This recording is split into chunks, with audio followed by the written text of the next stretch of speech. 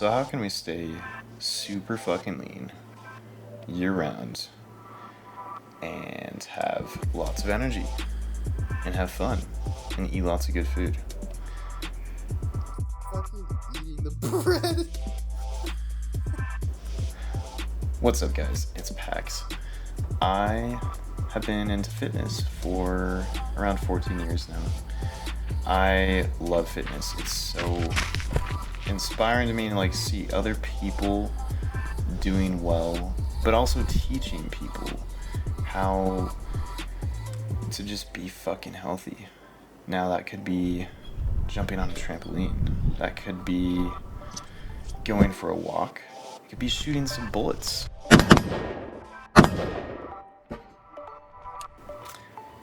Well, maybe not shooting the bullets, but it's still all fun. It's fun, and as long as you are having fun, that's what matters. That's what's going to keep you going to the gym. That's what's going to keep you eating well.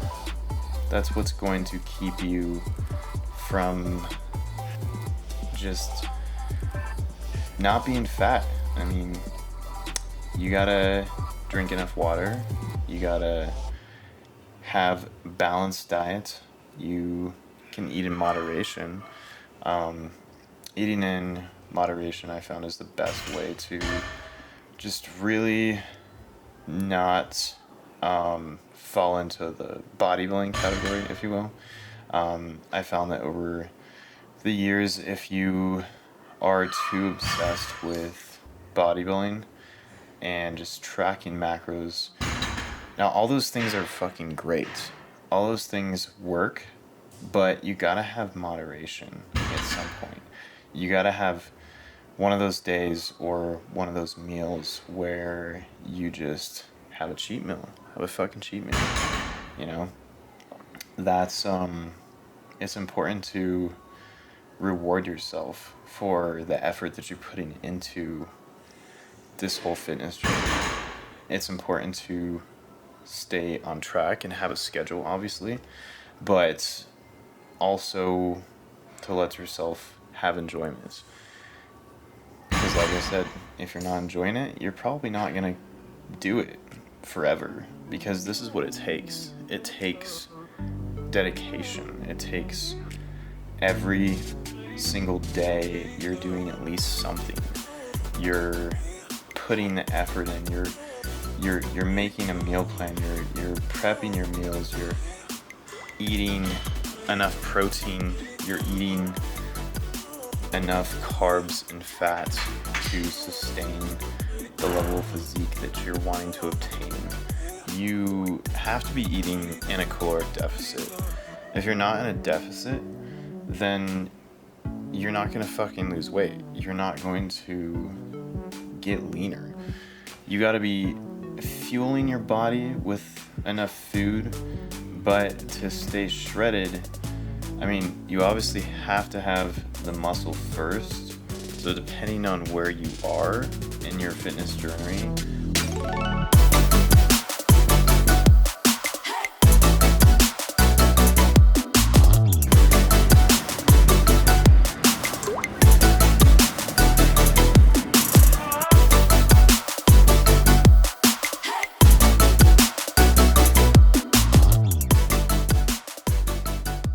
or if you're just starting, like if you're super skinny, like when I first started 14 years ago, I was like 120 pounds in high school, super ridiculously small, and I kind of bulked up at first.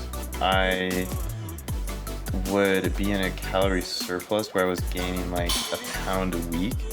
Now I could get away with that because I was in the noob gain phase. When that first 6 to 12 months, you're putting on a lot more muscle and losing fat and recomping per se a lot more efficiently than if you were an experienced lifter. Like after 7 years, 10 years, 5, 7, 10, and beyond that, it's going to be much more difficult to put on muscle. and your growth is just going to slow down. Now that's okay. That's just a fact of life, unless you're willing to take a bunch of fucking steroids, which I don't recommend. There's so much that goes into this, and there's so many factors. Now, I recommend peptides for recovery, for sexual function, for tanning. I've talked about melanotan before. I've talked about C-Max before.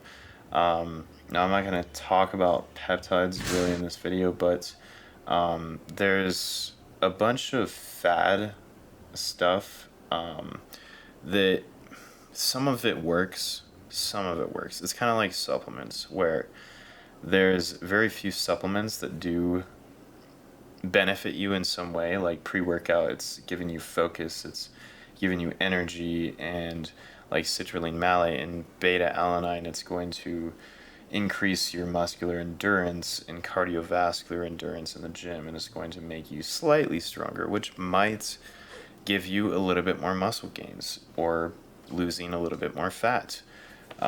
Green tea extract, that was a huge fad thing back like 10 years ago, and it does work a very tiny bit. Like, it works in the slightest amount, but it's not going to help you. It's not going to be the reason why you shed 50 pounds. It's not going to be the reason why you even shed 10 pounds. It's just going to be something you can add on top of that, assuming the product isn't like $100 fucking dollars and it's probably a fucking scam. Now, that's just my 2 cents on supplements. Supplements are there to give you that extra 5 to 7% edge, in my opinion. Peptides, probably like 10 to 15%, depending on what the peptide is. Again, I'm not going to talk about peptides, sorry, but I can in a different video. You got to put in the work. You got to put in the effort in the gym, and at least be training twice a week, 3 times a week. That's what I would recommend. I can get away with 4 times a week at the very minimum. The gym is, as long as you're putting in the effort, you're not on your phone, you have a plan before you go to the gym, and you've got a plan. You've got to have a plan to whatever your goals are, and depending on where you're at, whether you're a heavyweight and you're trying to lose weight and get shredded, or you're super small like I was, or just super fucking skinny, you probably need to put on some weights, and you probably need to gain some muscle before you get shredded. Otherwise, you're not going to really be making any progress unless you're taking certain things. So that's my 2 cents on staying shredded.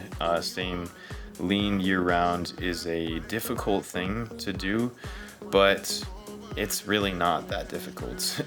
I know that makes no fucking sense, but you gotta have a plan. You gotta be in a caloric deficit. You got to be active. Find something that you really enjoy doing, whether it's bike riding, whether it's fucking shooting, or going on hikes, or walking your dog, or playing drums. I love playing drums.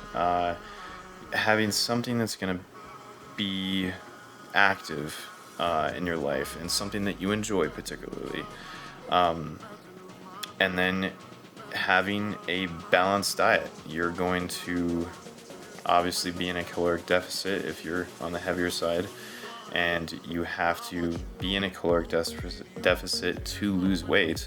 That is, bottom line, the only way. Like, if you're eating Pop-Tarts and pizza, but you're in a caloric deficit, you're going to lose weight, and you're going to get leaner. Yes, if it fits your macros. I used to follow that. I don't anymore, because it's shit on your blood work. It's going to give you low energy. It's not going to benefit you in the long term. Slapping a fucking Pop-Tart over a slice of bacon is not going to be healthy for you in the slightest way. Having brown rice, chicken, and broccoli with some barbecue sauce on it is going to be a whole lot better. That's going to maybe not be the tastiest thing, but it doesn't have to taste like shit. I mean, there's tons of videos on YouTube where you can make these fucking gourmet meals and you're going to enjoy it and it's going to taste fucking great. Or you go to Chipotle or something like that. That's a whole lot better choice, assuming that you're not getting cheese and greasy foods and stuff like that.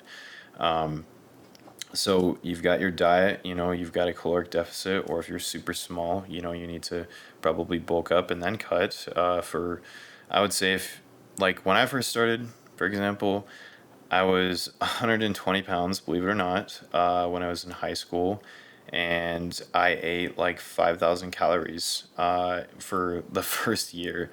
And then I got fat afterwards. Go figure. 5,000 calories is way too much fucking food for me personally. So I was like really self-conscious and I was like, fuck, I need to get some abs. So I shredded down. It took me like 3 fucking years. That was my first time dieting. And then after I got some more knowledge and more experience with lifting and being dedicated to this sport, to this lifestyle, then I just kind of started to main gain.